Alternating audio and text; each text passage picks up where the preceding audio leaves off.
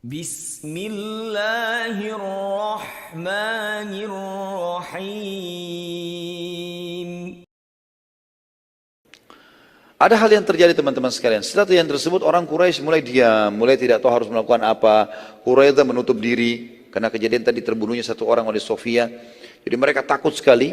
Kemudian juga di parit ini mereka berusaha memanah, nggak berhasil, loncat nggak berhasil. Ada yang berhasil lolos juga mati terbunuh.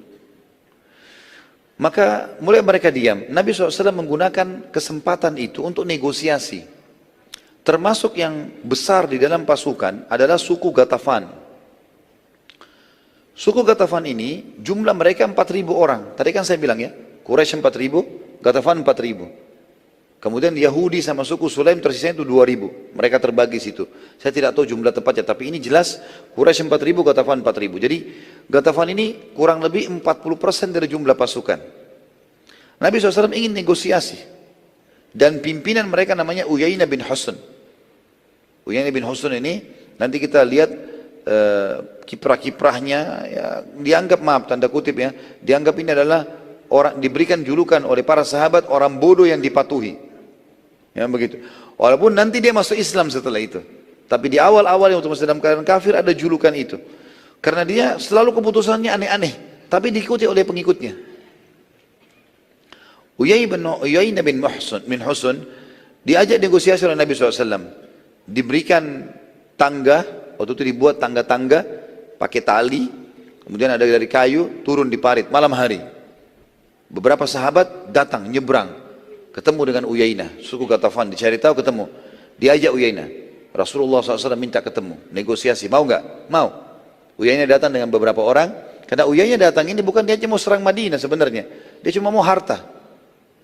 Ketahuan suku ini cuma mau harta, jadi kalau menang nanti dapat bagian. Apalagi jumlah pasukannya 40%, gitu ya. Berarti 40% Madinah jadi miliknya. Maka dia datang, dia turun, lalu negosiasi dengan Nabi SAW. Nabi SAW sempat menawarkan dengan beberapa sahabat hadir pada saat itu, bagaimana kalau kau mundur hai Uyainah, dan tidak usah ikut-ikut lagi dengan pasukan Ahzab ini, dan kamu akan kami berikan 1/4 dari hasil perkebunan Madinah selama setahun.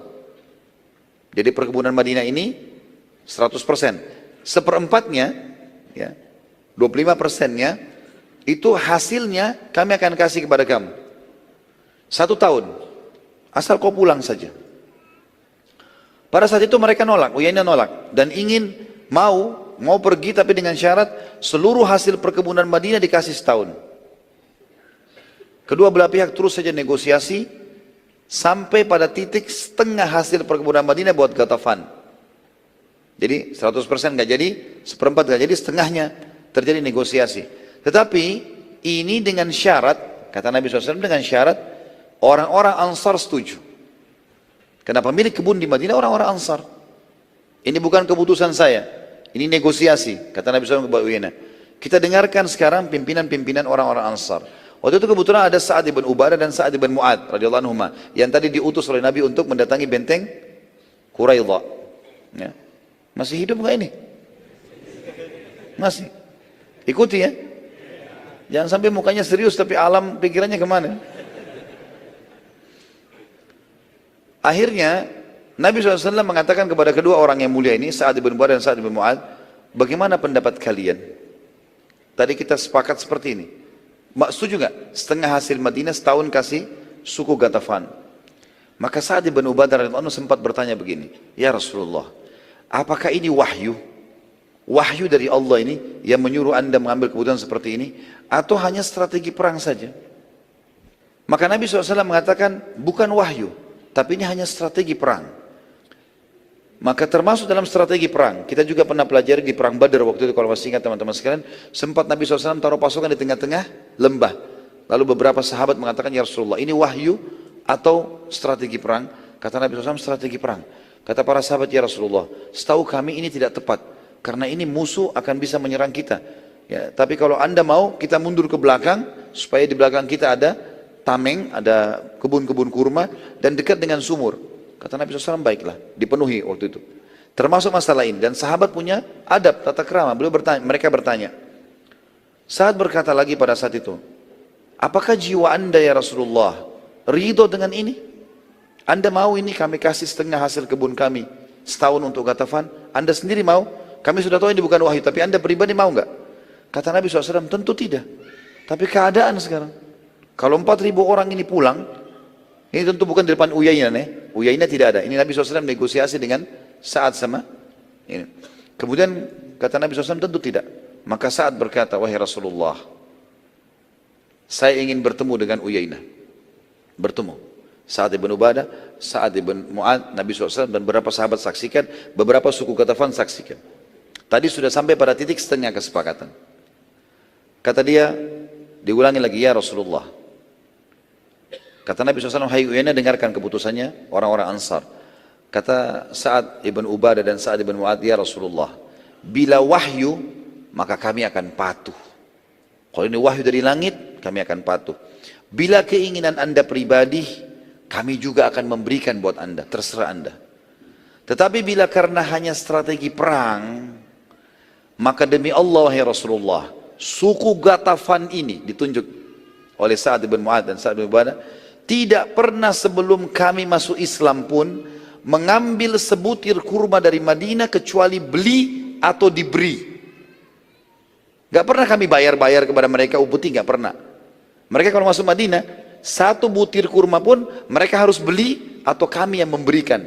Mereka tidak pernah kita kasih begitu saja karena takut gitu. Bagaimana bisa setelah kami dimuliakan oleh Allah dengan Islam, lalu kami memberikan hanya karena perang? Demi Allah, mereka hanya akan mendapatkan pedang-pedang kami. Ini keputusan yang luar biasa, gitu kan? Nabi SAW waktu dengar itu, Nabi hadap ke Uyainah. Kata beliau, kalau demikian, seperti yang kalian sudah dengar, hai Uyainah. Nggak jadi kesepakatan. Orang-orang pemiliknya nggak mau. Akhirnya Ghatafan pun pulang kembali, bergabung lagi dengan orang-orang Quraisy atau pasukan Ahzab. Suku Ghatafan waktu itu sempat terkejut mendengar keberanian Sa'ad. Dan mereka juga saat itu yakin sekali, yakin setelah sekian puluh hari, ya, mengepung Ahzab, dengan pasukan Ahzab mengepung Madinah tidak bisa tembus. Dan mereka tahu siapa Sa'ad ibn Ubadah, siapa Sa'ad ibn Mu'ad, dan bagaimana suku Aus dan Khazraj dalam peperangan. Mereka tahu. Maka mereka pun terkejut dengan keputusan dan tahu kalau ini serius, nggak bakal dikasih. Gitu.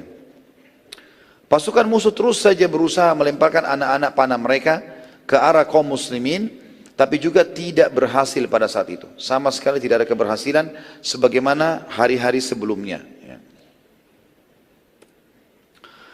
Tiba suatu hari ketika Sa'ad bin Mu'adz radhiyallahu anhu, salah satu pimpinan Ansar tadi, selepas balik dari rumahnya mengganti bajunya, ia sempat mengenakan baju besi tapi di bagian dadanya terdapat tempat yang terbuka. Jadi Sa'ad bin Mu'adz ini rupanya setelah beberapa hari diparit, dia izin dengan Nabi SAW, ya Rasulullah, saya mau pulang ke rumah. Gerah, mau mandi segala macam, mau ganti baju. Nabi SAW, silakan, pulanglah Sa'ad bin Mu'adz radhiyallahu anhu. Waktu dia pulang ke rumahnya, rupanya dia ganti semua bajunya, dia ganti juga baju perangnya. Baju besinya, di bagian dadanya ada yang terbuka. Ya, tidak ada besi di situ. Pada saat dia mau balik ke parit, sempat dilihat oleh Ummul Mukminin Aisyah radhiyallahu anha. Dalam riwayat sahih dikatakan, maka Aisyah berkata, aku khawatir baju tersebut bagian dadanya akan membahayakannya.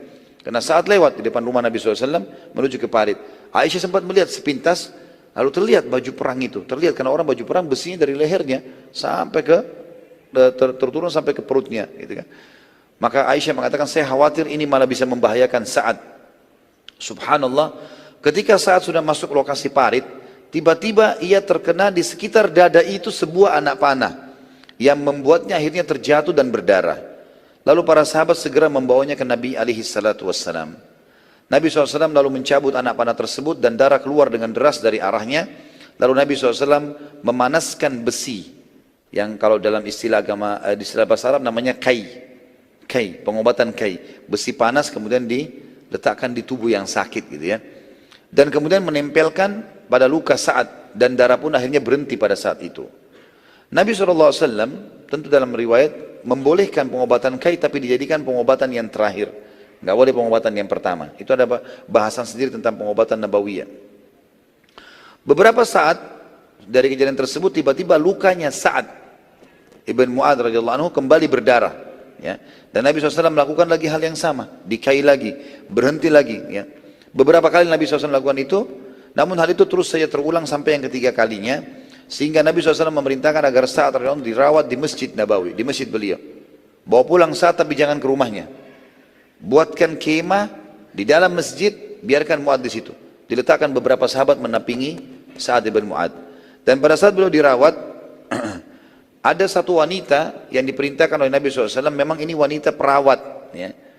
Setiap peperangan Nabi SAW, kebanyakan wanita ini ikut, namanya Nufailah. Nufailah radhiyallahu anha. Dan dia sering disebut dalam buku-buku sejarah sebagai perawat pertama dalam Islam. Nufailah ini bertugas, selain laki-laki mendampingi, dia juga datang ke masjid untuk mengobati lukanya Sa'ad radhiyallahu anhu. Dan ini juga pelajaran teman-teman sekalian, dalam pengobatan tidak ada masalah ini. Ya, kalau misalnya ada laki-laki luka, kemudian ada perawat perempuan yang harus membersihkan luka itu, ya, tentu di sini tidak ada khalwat, tidak ada berdua-duaan. Ya, tetap saja walaupun pengobatan ini perlu ada di tempat yang mungkin di rumah sakit ada orang lain dan seterusnya. Begitu juga dokter laki-laki boleh menangani pasien perempuan. Ya. Itu sudah terjadi di peperangan-peperangan Nabi alaihissalam. Suatu hari teman-teman sekalian, pasukan musuh sepakat menyerang dengan cara apapun. Sudah hari ke-40, waktu itu sudah jenuh pasukan musuh, maka Abu Sufyan mengatakan kita harus serang. Nggak bisa lagi kita diam. Dengan cara apapun. Maka mereka lalu menyerang dengan secara massal dari seluruh penjuru parit. Tanpa henti, anak panah dilemparkan. Mereka lakukan adalah lempar anak panah dari belakang pasukan. Sekian ribu orang pemanah melempar ke arah muslimin. Sekian ribu. Dan anak panah teman-teman kalau lagi dilempar, cara perang itu harus kita nangkis dulu. Nggak bisa anak panah kemudian tiba-tiba kita juga memanah, akan kena. Maka harus nangkis. Dan cara menangkisnya yang paling aman adalah orang-orang duduk sambil pegang perisai. Sehingga anak panah itu tidak kena. Kalau berdiri bisa kena kakinya, bisa kena pahanya. Maka mereka harus duduk, mereka sambil pegang perisai. Perisainya itu bisa melindungi dari anak panah. Orang-orang Quraisy mengatur strategi di hari ke-40 itu, sekian ribu pemanah harus memanah non-stop dari pagi sampai malam, non-stop lempar semua anak panah. Ada orang yang produksi anak panah, beberapa orang disuruh produksi sekian 1000 orang buat anak-anak panah, sekian ribu orang memanah terus. Sisi yang lain di depan para pemanah ini melempar panah kalau jarak jauh dibuat kayak mencikung begitu ya, jadi bukan dipanah lurus tapi dibuat mencikung. Dan ini memang ada keterampilan khusus. Di depan mereka, di depan para pemanah ini, itu ada pasukan kuda. Sekian ribu juga jumlahnya. Apa yang mereka buat? Mereka sengaja menyentak-nyentakkan kaki kuda mereka supaya tanah jatuh ke parit. Seperti itulah. Tapi mereka berhasil pada saat itu melakukannya karena muslimin lagi sibuk nangkis panah-panah ini. Panahnya non-stop. Seperti itulah strateginya pada saat itu. Saya tulis di sini, saya bilang suatu hari pasukan musuh sepakat menyerang dengan cara apapun. Maka mereka lalu menyerang secara massal dari seluruh penjuru tanpa henti. Baik dengan serangan kuda yang berusaha melewati parit, juga menyentakkan kaki kudanya, sehingga parit terpenuhi dengan tanah kembali. Dan juga dengan anak-anak panah yang tidak berhenti-henti terserang ke arah muslimin. Serangan ini dimulai dari selepas sholat duhur sampai maghrib. Mulai dari duhur, siang, sampai maghrib dan matahari terbenam. Pada saat pasukan musuh berhenti menyerang, Umar bin Khattab mendatangi Nabi SAW sambil mengatakan, demi Allah wahai utusan Allah, sungguh mereka para musuh telah menyibukkan kita, sampai-sampai saya tidak mengerjakan sholat asar kecuali sekarang sebelum maghrib ini. Baru saya selesaikan. Jadi luar biasa, bayangkan tersibukkannya sampai tidak sempat sholat berjamaah mereka. Karena musuh lagi menyerang terus. Asar dikerjakan oleh Umar bin Khattab pas menjelang maghrib. Dan sudah maghrib, sudah gelap, pasukan musuh berhenti gitu. Nabi SAW mengatakan, kalau aku wahai Umar, bahkan belum mengerjakan sholat asar. Nabi SAW sendiri belum sholat waktu itu. Karena berada di depan parit, dan tidak bisa. Bergerak sedikit kena panah. Panah non-stop gitu. Ya. Maka Nabi SAW pun menanyakan pada para sahabat, siapa yang belum sholat asar? Ternyata cukup banyak yang belum sholat. Maka Nabi SAW mengimami mereka sholat asar sebelum mengerjakan sholat maghrib. Lalu setelah sholat asar, Nabi SAW sholat asar dulu, kemudian baru sholat maghrib. Dan kejadian ini teman-teman diambil juga sebuah hukum syar'i. Bila seseorang terhalangi sholat sampai akhir waktu dengan udzur syar'i, maka ia boleh saja tetap mengerjakannya dengan berurut. dari yang tertinggal dahulu barulah yang telah masuk waktunya. Misal, ada orang di atas kapal ombak besar terjadi. Kapal tergoncang-goncang, nggak mungkin sholat. Gimana caranya? Dia harus berpegang. Kalau enggak ini bahaya, bisa berbahaya buat dia. Misal terjadi ombak dari waktu sholat sehingga tiba waktu sholat yang setelahnya. Sekian jam, dia nggak sempat sholat. Maka dia boleh sholat ini. Nggak ada masalah. Atau ada orang pingsan. Atau dia dibius operasi. Ternyata obat biusnya tidak selesai kecuali sampai dia sadar sudah waktu sholat yang akan datang masuk. Maka boleh dia kerjakan pada saat itu. Tapi tetap berurut. Kayak kasus tadi misalnya, asar tertinggal, tapi udzur syar'i. Kemudian maghrib masuk, maka tetap asar dulu baru maghrib. Nggak boleh maghrib dulu, tetap berurut walaupun dia sudah lewat waktunya. Tapi ini sekali lagi ya teman-teman sekalian, orang yang punya udzur syar'i. Udzur syar'i, jangan dikarang-karang.